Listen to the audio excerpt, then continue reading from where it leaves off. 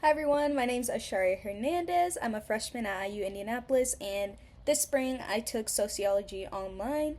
And for my honors contract, as I'm in the honors college, I decided to do a podcast for Sociology. In this podcast, we'll be discussing culture and over 4 sections, see how culture affects someone's views on life, their upbringing, their expectations, and all that.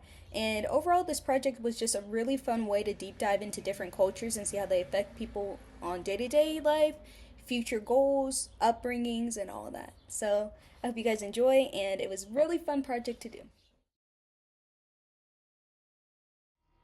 So, for the first question of section one, it was what was your childhood like and how did your cultural background shape your early experiences? So my childhood was kind of a bit complicated growing up. I spent a lot of it kind of just trying to work through my struggles.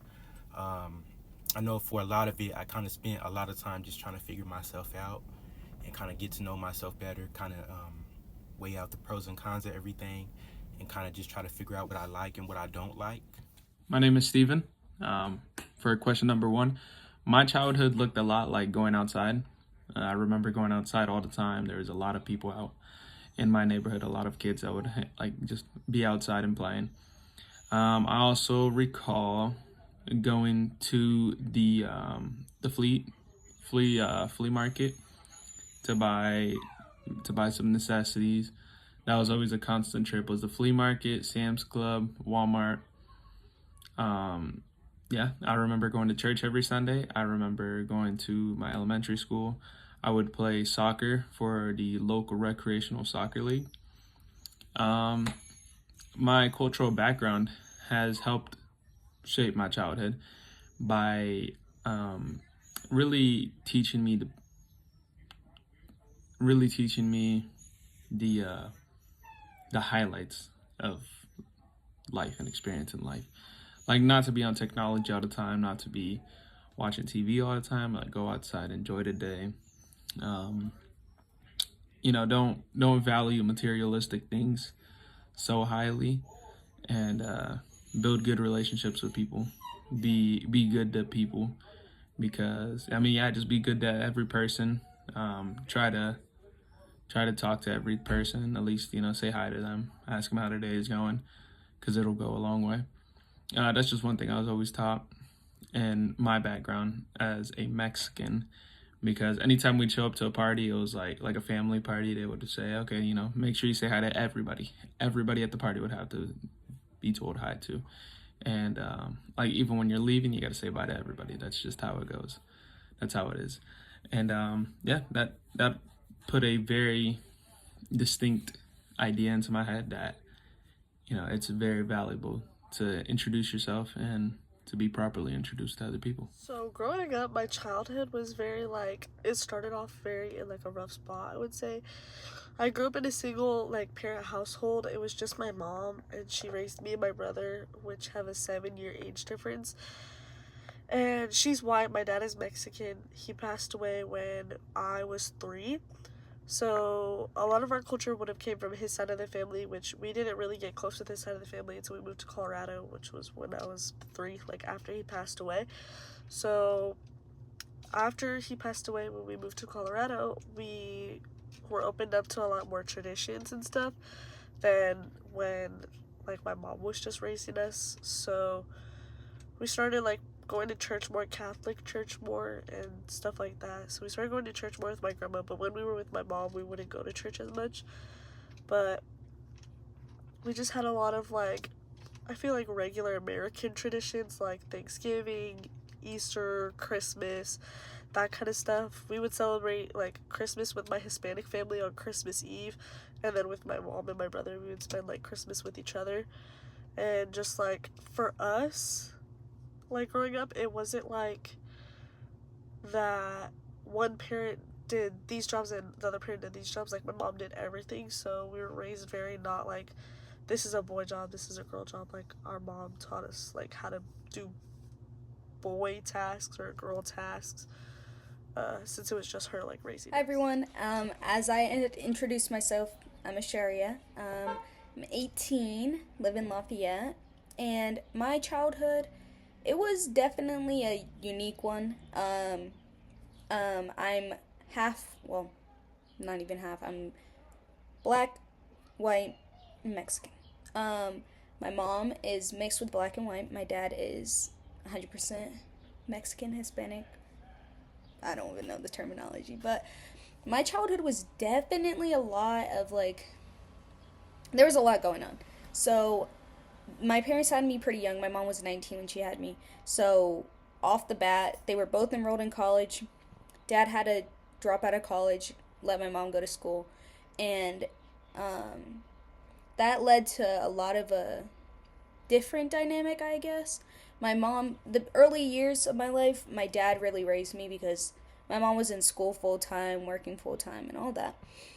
But then, as life continued on, my mom she had graduated school and was working, and my dad went to go work on the railroad, so I started seeing my dad less.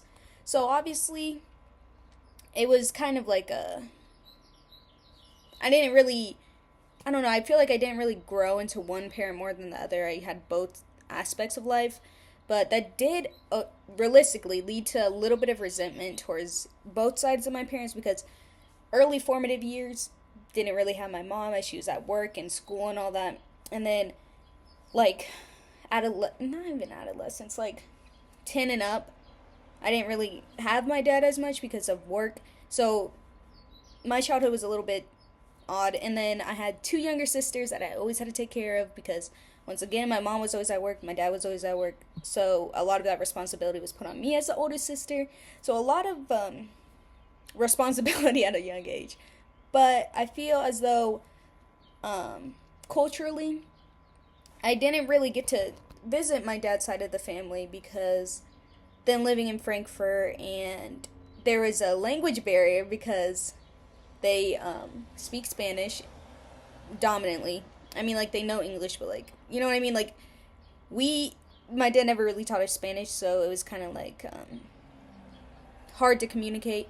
And then my mom's side, they would babysit us a lot, but I'm not even gonna lie, it was a lot going on.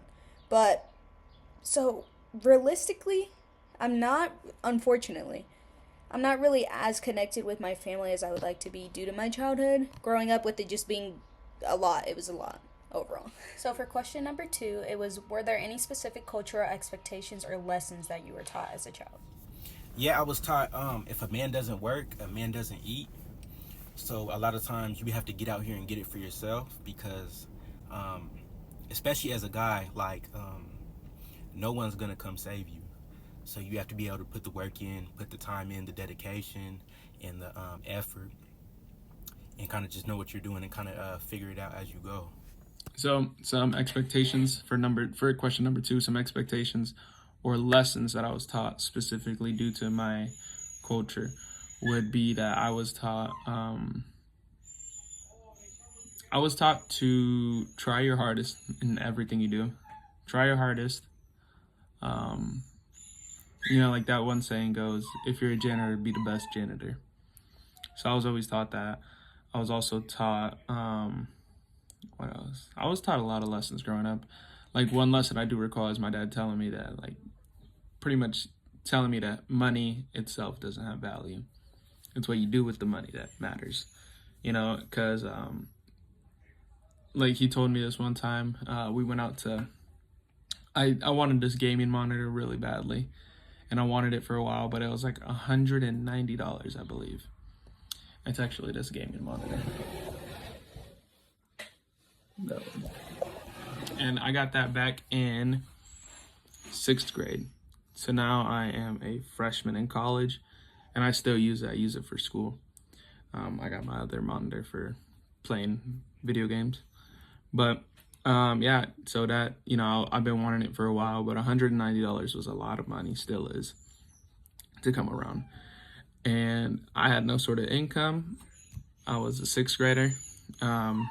So yeah, my dad, originally he told me no. He was like, no, that's too expensive. And like, I can't buy you something like a monitor for $190 in one single trip. Like that's too expensive, which I understand. I fully understand.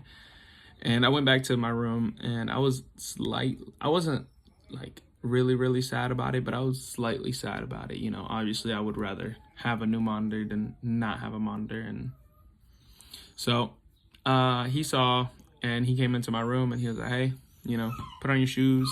I'm going to take you to Best Buy, and we're going to get you that monitor. It was insanely abrupt. But yeah, and then on the way there, my dad was telling me how he'd rather he buy me something like this monitor or whatever it might be, that he'd rather buy it for me with money that he doesn't even have because he hasn't even gotten paid yet for his next paycheck. But he'd rather spend that money on me and, you know, buy it for me and put that thought into my head that, you know, I don't need to reach out to other people to get things that I need. The people that I need would be my family and people like family to help me out. And he also told me that he'd much rather he buys me this than if somebody offers to buy it for me in exchange for me to go do something, you know, like steal something from a store or something. I'll buy you this, you know. So he taught me that lesson really early on. It's always stuck with me.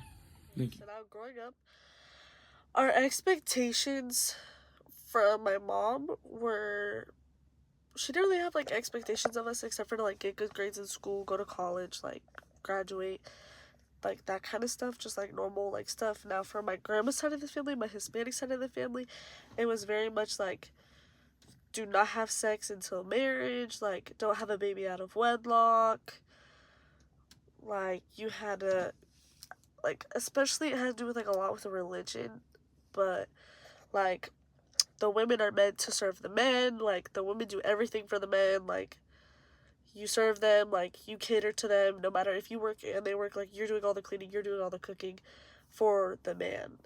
So that's how my Hispanic side of the family was. But my mom's side, like just my mom, she wasn't like that at all.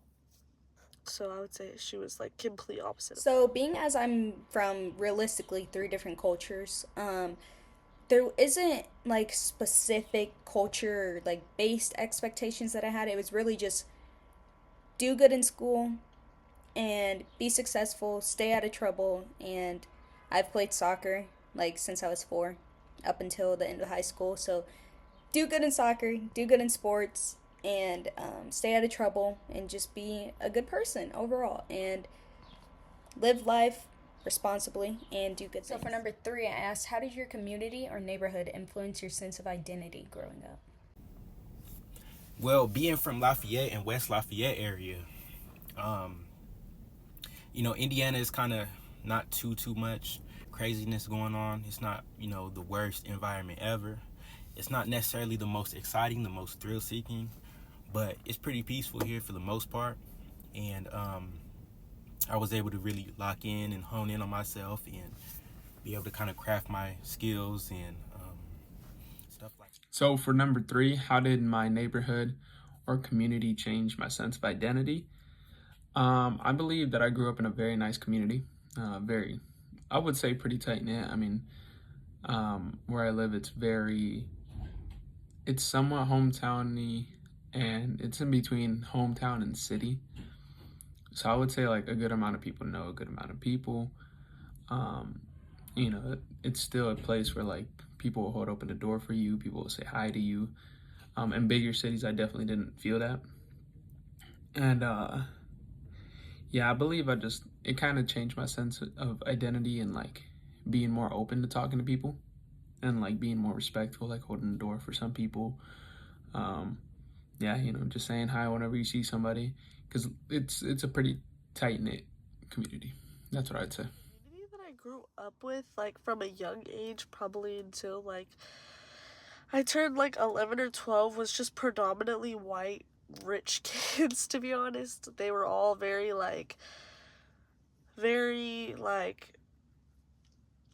self-centered, cocky, prestigious, like they thought they were better than everyone. I went to like a predominantly white school. There was one African American girl and there was one Hispanic girl, and she was full Hispanic, but she didn't speak any Spanish or anything like that. And I feel like they were just like the attitude, they just had an attitude that they were better than everybody else. So growing up, I grew up like with kids from like an early age of like entitlement and just kids that are spoiled, I would say. Knowing that I wasn't spoiled and I wasn't like that just made it really hard for me to fit in, because I would be the odd one out because I didn't have everything my parents would give me. Like, it was just my mom. So it just kind of, growing up for me, it was just kind of like really eye opening in a way. So growing up in my neighborhood, um, whoa, okay, thumbs up. I don't know if that's gonna show up on the final edit, but um, growing up in my neighborhood, I lived in an older neighborhood filled with like retired people, and not really any kids at all. So unfortunately, I didn't really get to go outside and play as much as I wanted to, but that did lead to me like being on electronics all the time. And looking back on it now, that was probably not the best thing to do, but realistically, that's how my childhood was. I didn't really go outside much. I was cooped up on my phone, online, all that, which sucks, but that was my childhood just because like I couldn't really go outside and walk up to a kid and be like, "Hey, let's play," because there were none. So, and it made me really sad at times because I would see like my other friends like down a couple blocks, like they would be hanging out with their friends all the time and like going outside and going to the park and all that, but like I couldn't really do that. So I would have play dates like once a month, and that was really it that I had. So for question number 4, I asked, what were your core family values that were emphasized in your upbringing? Well, some of my core values were that we do not lie, we do not steal, and we do not cheat. Some of those values kind of run hand in hand at the end of the day. So when it comes down to, behaving in that type of manner, a lot of times that's a reflection of yourself. And that's a value within your family, because at the end of the day, you are a representation of your family and yourself as well. So for number 4, the core main values that were emphasized for me growing up, I think family above anything. It was really, really, and I don't think it was pushed, but I think I just grew up around it, that like it didn't need to get pushed because I knew that was a core value. Like, your family comes before a lot of things. If your family needs you, you have to help them. So that's a main core value that I learned. I also learned that time is more precious than materialistic things or money. So just to spend your time wisely and enjoy the moment. So whenever me and my family go on vacations, they say that sometimes they feel like they spent a lot, but that at least in the moment we enjoyed it, and we enjoyed the moment. So those are some core values that were emphasized for me growing up. Raised us to be very independent. Like, she taught us how to do everything from like a very early age. And she like expected us to know how to do all these things and learn how to do all these things at a very like young age. She didn't want us to be like unable to do something on our own just because we didn't know how to, even if we were capable to. We had to respect her. We had to make sure we were doing good in school. She expected us to have a good education. So some core values that were emphasized in my upbringing is definitely being successful, whether that be in sports or academics, being honest, and not being greedy or selfish. That was very much emphasized growing up. It was a lot of like, don't ask for more than what you're given. Like, I don't really know how to explain it. Just a lot of like being mindful of things from an early age. Being mindful of like, you asking your grandparents to buy you shoes and stuff when like they can't even afford like food is not a good thing to do, as it's gonna make them feel bad, and you know what I mean, like stuff like that. Like being mindful of other people and like only getting things if offered, like not asking. You know what I mean? And then obviously success in academics and sports. It was very heavily pushed on me to be getting straight A's, be doing great in soccer, which, I mean, it worked out. It worked out. And it could be seen as positive and negative because it did lead to, like, a lot of, like, anxiety around school. Like, I gotta stay on top of this stuff. I gotta, you know what I mean? And it also led me, I feel like, in a positive way to keep myself disciplined. To be like, I know what I'm capable of. I can do it, so I need to continue doing it. So for question number 5, I asked, how do you think your culture approaches discipline and respect differently than others? Well, I feel like my family, we work for everything we have. A lot of times, you'll notice you'll look around, and if you outwork the competition, like right next to you and everybody else around you, then you'll be successful at pretty much anything you do. Now, your success is not necessarily defined on how big or how small it may be, but our family kind of defines success as what success means to you. As long as you stay true to yourself, then that's like the bigger message, and stuff like that. So for number 5, I believe that my culture approaches discipline and respect in a different way, like Mexican culture. Well, maybe not in a different way, but in a very more strict way. It's like a zero tolerance for disrespect. Like, I've never yelled at my mom or any of my other family members, and that was just due to the discipline of respect and respecting other people. Yeah, that's a main discipline that I've learned. Also, just I don't think I was disciplined too often as a child. Just because I feel like usually my parents were pretty good at keeping me on a straight path.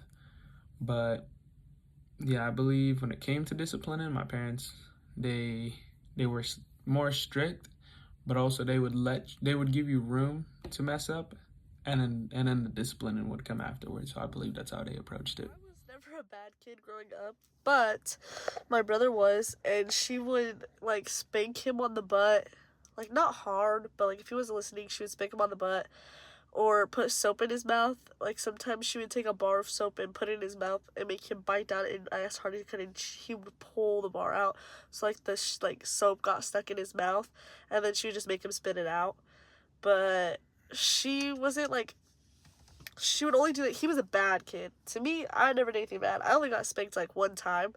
But if we ever disrespected our mom in front of our Hispanic side of the family, like, we got in such big trouble. Like, our uncles or like our grandma would be so mad. Like, our grandma would like threaten to hit us. Like, she wouldn't actually hit us, but she would be like, I want me to hit you. You better like never speak to your mom like that again. Like, yell at us. But my mom never really like had very strict discipline like that, which we for the most part respected her. So once again, being as I'm from three different cultures, respect and discipline looks completely different. My mom's side, unfortunately, there's not very much respect. Like, a lot of the family will cuss each other out, and just wild out, and that's the honest truth. A lot of that goes on, unfortunately, and whereas my dad's side, it's a lot more like respect your family, respect your elders, respect, you know what I mean? Like, respect is like top tier. And discipline, my dad's side of the family, well, not my dad's side of the family, my dad is more like, you act out discipline, something needs to happen, whereas my mom, more with my younger sisters I see it than with me. It was it's more like not as serious. It wasn't taken as serious, but with me it was like, I guess they agreed on that with my childhood. Is like, anything that you're not supposed to be doing, you're gonna get disciplined for, whether that be like taking your phone away, not hanging out with anyone, normal childhood discipline in there. Disciplinary action. For question number 6, I asked, how has your family's approach to raising children evolved over generations? Our approach, as far as how we've changed and evolved as far as how we raise the ones beneath us and coming under us, is because like technology is kind of advanced. I know when I was growing up, when I was younger, we didn't really have the resources and stuff like that that we have now with the internet and social media the way it is. So that's kind of like a big part of that. we've gotten more wiser, information, accessible to us. So for number 6, my family's approach to raising children has evolved over time, definitely. There's a 10-year age gap between me and my older sibling, and then I believe above her is like 2, maybe 3 year gap, and then between me and my younger brothers, I believe it's 3 or 4 years, and then also between my younger brother and my other younger brother, it's like 2 years. So I can definitely see that's evolved over time. Like my older brothers, they never really got phones or toys. I mean, they got toys, but they didn't get really phones. And then for me, like I still wasn't getting a phone until I think like 6th grade. I finally got a phone, and I stuck with that phone until like 8th grade, and then 8th grade I stuck with that phone till like junior year of high school. So, and yeah, so that was kind of my family's approach. I was a little bit more lax growing up than my older sister, and then my younger brothers, I can see that they're getting more things that they need, or not necessarily need, but more things that they want, more wants and toys. And I even see that from my parents to the kids of my older siblings. So their grandkids, they're getting them a lot more toys and a lot more, just fun things. So I see that, they'll go out and get ice cream and stuff like that. So, we used to do that as well, but it's just, I can see that it's gotten a lot more lax, and, toys and things like that happen. Well, not happen, but sorry, I read a message. My grandma's generation, it was normal to like respect your husband and to cater to him and do everything at their like hand and feet and like do everything that they expected from you. But she didn't raise her kids like that, so like her sons didn't expect that from like my mom. So like my mom didn't treat my dad like that.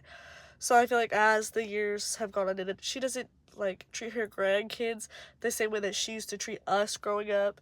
Now she'll be like, oh, like they're just kids, like. But if we ever disrespected our mom, she would be mad.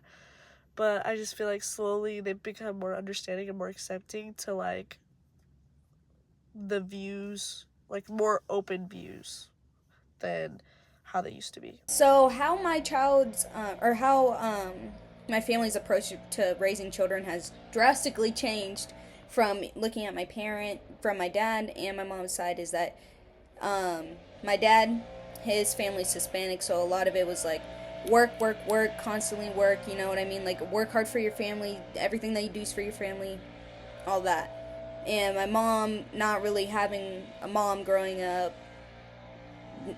just a lot of like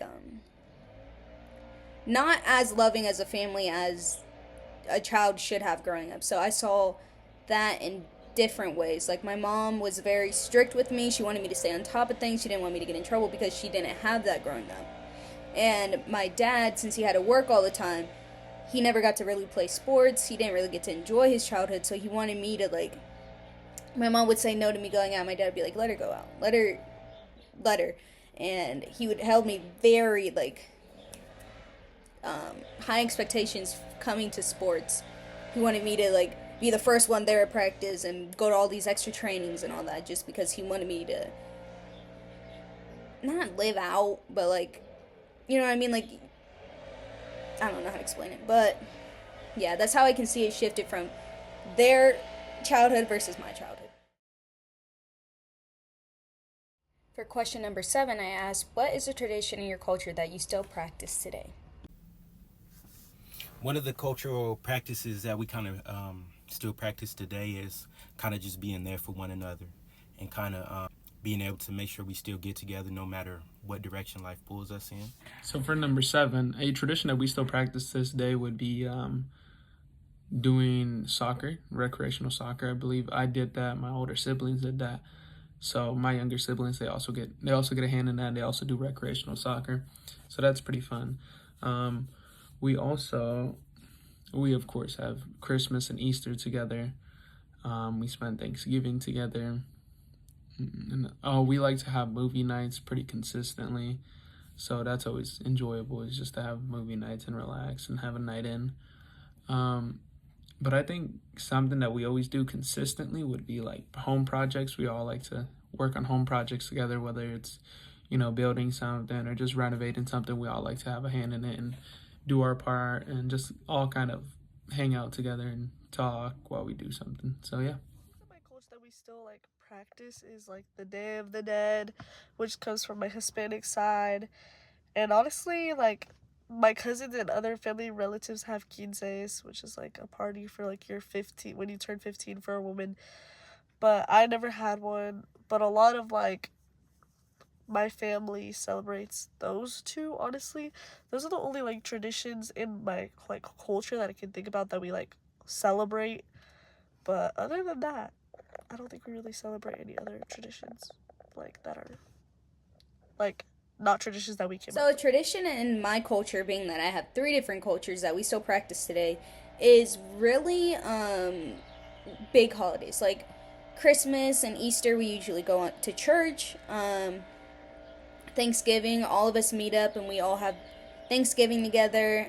Christmas Eve, maybe Christmas Eve, like the day before Christmas Eve, we'll have like a little get together and like all of us like go and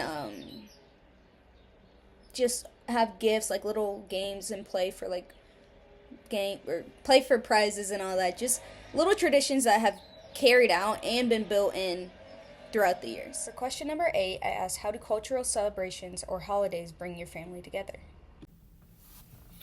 We are getting together for like actually Easter today, and we make sure to put a lot on all of the holidays, because we know that tomorrow's never promised to anyone, but we know our days are pretty much, so we tend to take those a lot more serious for each other and kind of just be there. For number 8, holidays that bring me and my family together would be, or how do they bring me and my family together, would be Christmas. We, even though my parents are divorced, they still will, all of us will still meet up at either my mom's house or my dad's house, or wherever it might be, and we'll still all have Christmas together. So that always brings us together. We also, Thanksgiving. We also all get together and we'll all eat, especially with our extended family, like cousins, aunts, everybody. We'll all meet up and we will celebrate that holiday together. So that brings even my extended family in. So holidays do bring us together. It's more like an excuse to cater food and everybody make some food and then we all meet up and just have a good time. So yeah. We bring my family together a lot, just especially for like quinces and stuff. Whenever they have one in Colorado, everyone from out of town that does not live in Colorado will come to that because it's like a very big deal. So if there's a quince or like a big birthday party or something that's coming up, everybody goes. Like people that we haven't seen in years, it like becomes like a whole family reunion over there when like a big party is happening or like with significance. Like everyone will like go no matter what. Like majority of everybody will go. So it all definitely brings us together because we all go to celebrate that person. But other than that, I mean, we all travel and visit each other pretty often. So, big holidays and family events really brings my mom's side of the family together. A lot of us, we are in contact more, I guess, with my mom's side. And we'll meet up and be like, hey, like, let's all meet up together and go and have dinner for Thanksgiving. Whereas on my dad's side of the family, as they live in Frankfurt and just other stuff, it's more so for like bigger things. Like when I graduated, they came over and celebrated with all of us, and like birthdays or 4th of July. Usually, we usually go to Frankfurt and we'll go down to like the fairground area, I guess. I don't really know what it's called. The fairground area, like where the zoo is and all that. If you know Frankfurt, and we'll spend time with them and we'll hang out with them all day and like fireworks and all that. And that's really fun that we do that every year. So it's nice to see like different like traditions and mixes of family when it does happen. It's really nice, and I love it. For question number 9, I asked, have you ever felt pressure to either preserve or abandon certain traditions? We have not felt pressured to like abandon any traditions and cultures and stuff like that. We tend to kind of more so just ourselves as a whole. So we make sure to kind of keep our contrary beliefs and opinions and religious stuff kind of like political stuff like that kind of amongst. So for number 9, if I've ever felt pressured to preserve or obstruct family traditions, I've never really felt pressured. I don't believe anybody in my family has ever been told that they have to preserve it. I did recently get added into the family group chat for like my aunts and my uncles, so that was a bit odd. Just because I've always been used to just being one of the people who attend it, and now all of a sudden I'm classified as one of the people who would help organize it. And yeah, so my mom just tells me just to attend whenever possible because I would imagine the older cousins they're slowly starting to move out, move away. So there's less and less kids now, but I mean, as long as people attend, everybody's just kind of happy and has a good time at the family events. Pressure to preserve like traditions, especially for my Hispanic side of the family, since I did lose my dad and my mom doesn't really have a lot of traditions that are like culture related. So I feel like I feel the pressure to keep them alive and just as like an honor to like my Hispanic side of the family. But more so on my white side of the family, I don't feel that pressure just because there isn't a lot of traditions from my mom's side rather than my dad's side. So from my dad's side, I definitely feel the pressure to keep those traditions alive, and it's definitely something that I want to like pass down to my kids. So growing up, I definitely felt pressure to abandon a lot of things that I grew up with.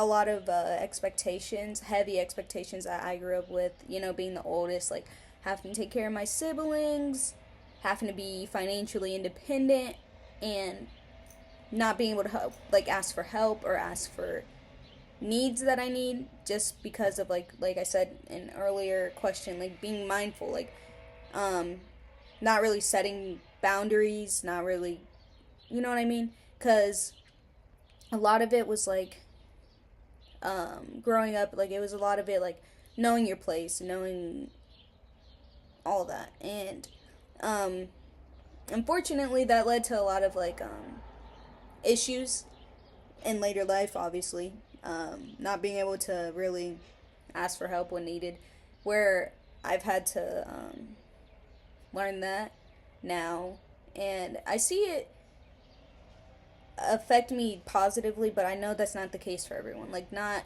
everyone is able to be financially independent at 18 right out of high school. Not everyone's able to, lean on themselves and not ask for help, not expect help.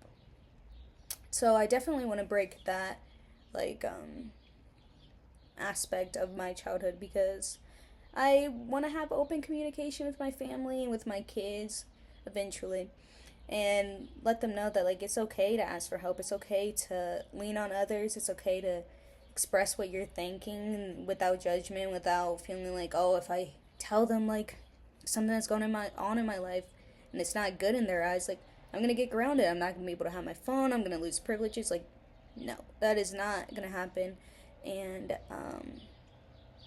that's not something that I want to see happen ever, because like I said, that made growing up pretty hard, and that is definitely something that is going to be abandoned in my future. In question number 10, I asked, how does your culture influence your views on independence and childhood? Our culture tends to influence my views on kind of independence and adulthood because we value raising our kids from like start to finish, and our family did a really good job as far as instilling those beliefs and the mindset and our traditions and values within us from start to finish, and we kind of stuck by those. So I really appreciate that because especially coming from like a black family, a lot of times you'll see like the father figure kind of run off and uncles and cousins and stuff like that. We've done a really good job with kind of just staying out of trouble and kind of doing right by each other and kind of doing right by society and raising the best of our abilities. So I believe that my culture, when it comes to adulthood and growing up, I believe that they do a great job because, it's not common in Mexican culture to leave the house as soon as you turn 18.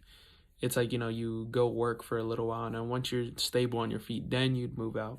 Or like if you're attending college, you wouldn't really move out until like junior, maybe senior year. Even if that, like maybe you might graduate college and then move out. So yeah, I just believe that, Mexican culture is very much like, I'll help you for as long as you need help for, like a mother's going to care for their child for as long as they need help for. So so everybody's going to be different. Some people will use that as a crutch, and some people will use that as a good landing strip, like to take off of. Me, I believe I'm using it for, for the landing strip. Like my mom tells me, obviously I can live in her house for free, rent free. I'm going to college, and she just tells me just to keep working hard in college. I also work part-time, and when I do have extra funds, I try to help her pay for a bill, do something just to help her out a little bit. But that is that's how my culture goes about adulthood. My culture, like on my dad's side of the family, they were raised not to be as independent, especially her sons. She did my grandma did everything for her sons, so they were not very independent until they like grew older. My mom raised me to be very independent, like super duper independent. Like I've been doing my own laundry since I was like 7 and 8, cooking, like knowing how to use the stove at a really young age, like all those little things that I feel like parents are more like worried about now, like leaving your kids at home alone. Like with my older brother was like a thing that would happen pretty often, like if she had to go to this grocery store and stuff. So I feel like she was definitely raised us to be very independent until like in my like they weren't raised that to be that independent, but I was raised especially to be very independent. I feel like especially more for my. So in my culture, for me, childhood is very much not really a childhood.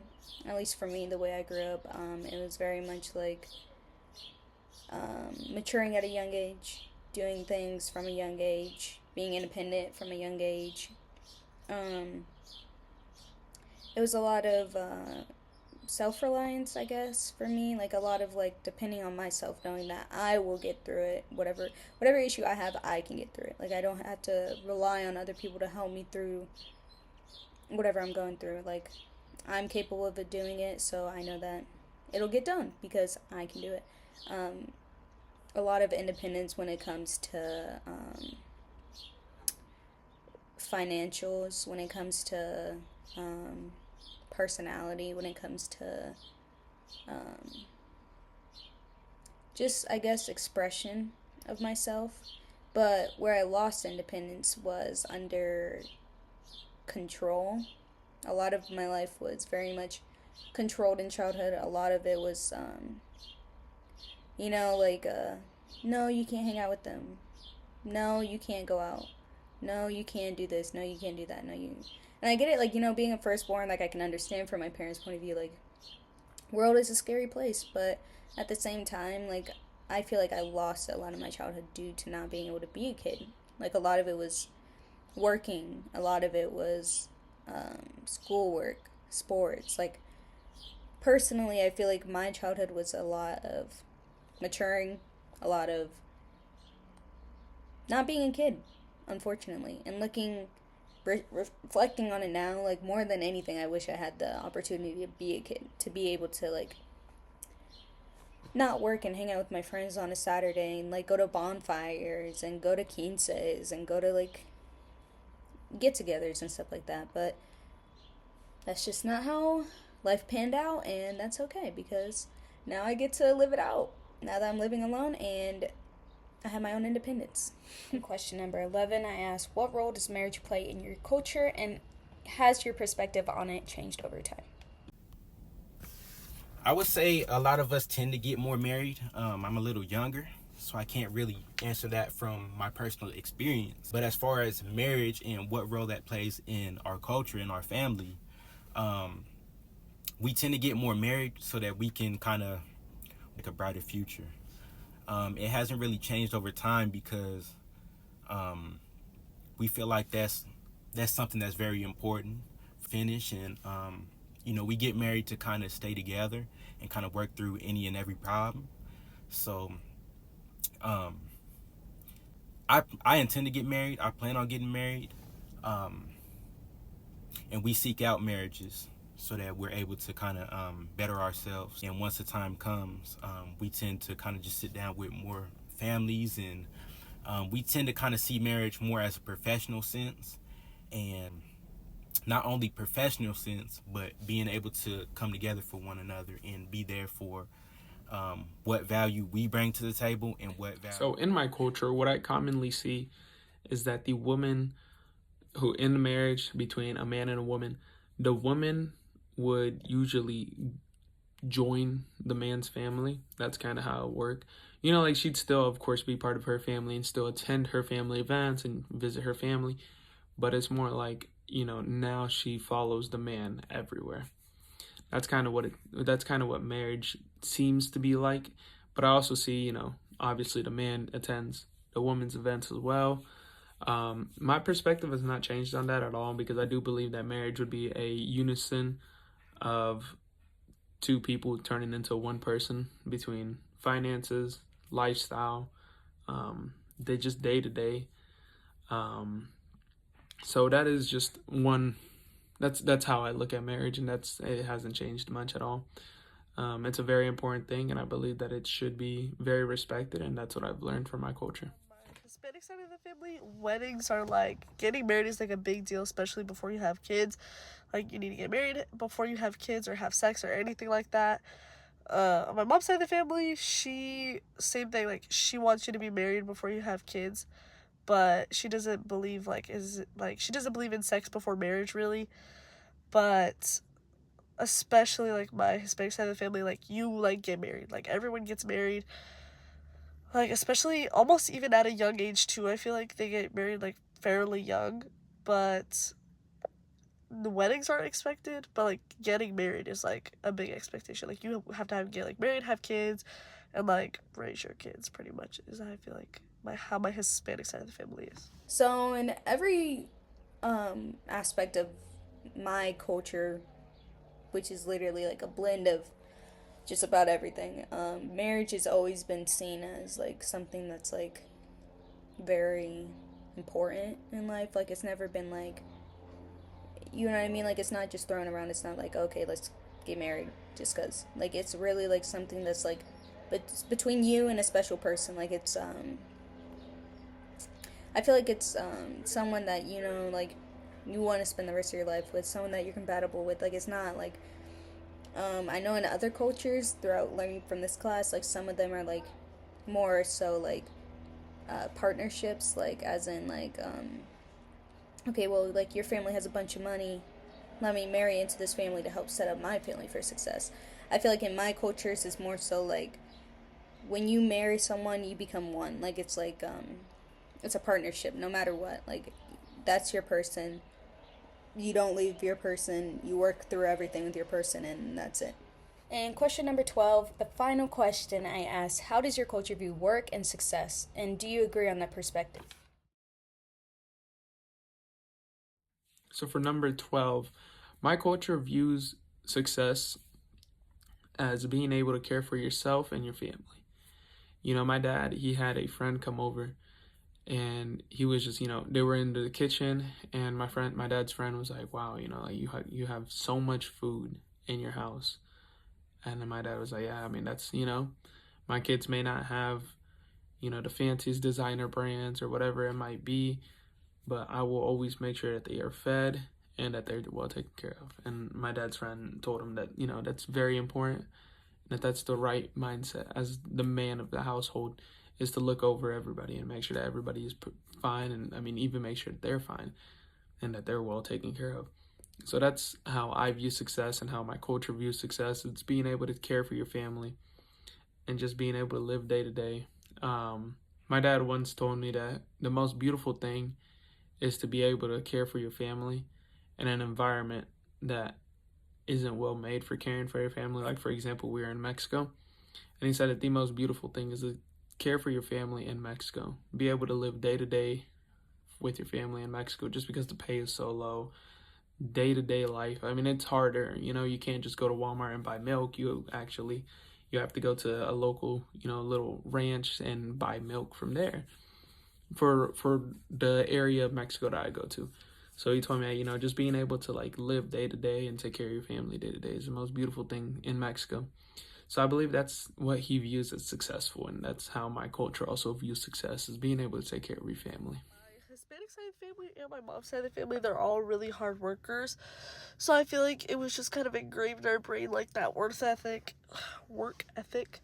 But yeah, everyone is a very hard worker. They all have like started from very little and they've all grown really far, honestly. I'm really proud of all of my family. But yeah, it's definitely an expectation to be working from like a pretty young age, like working hard for your own money. Like my mom's not just gonna go buy me everything. Like if I want something, I have to work for it so I can afford it. She doesn't just hand us everything. She expects us to like work for what we want to have, and if we want to have nice things, we have to work hard for the nice things that we want. So that's just kind of how we were raised from like both sides of our family. Like you have to work hard if you want to have nice things, in that kind of sense. Okay, so that was the end of my sociology project. It was really interesting to learn more about these, because obviously I know all these people. Octavius is my cousin, Steven's my boyfriend, and Bella's one of my really good friends. And it's just interesting to see how they grew up and how their culture and their family and their expectations for life really shaped them, and how I see it weave into their everyday life, because learning more about them, it makes sense as to why, you know, they have certain behaviors, certain values, certain aspects, I guess, on life. And really, it's just really amazing to see different cultures and see how people form their opinions on life and all that based around their culture or in spite of their culture. And I really enjoy sociology class. If you guys go to IU Indianapolis, definitely take sociology. It's a really fun class, and this class was really, like I said, one of my favorites. And yeah, that's it for my project. I hope you guys enjoyed. Um, if you have any questions or anything, you can leave a comment down below. Just let me know. All right. Have a good day, everyone.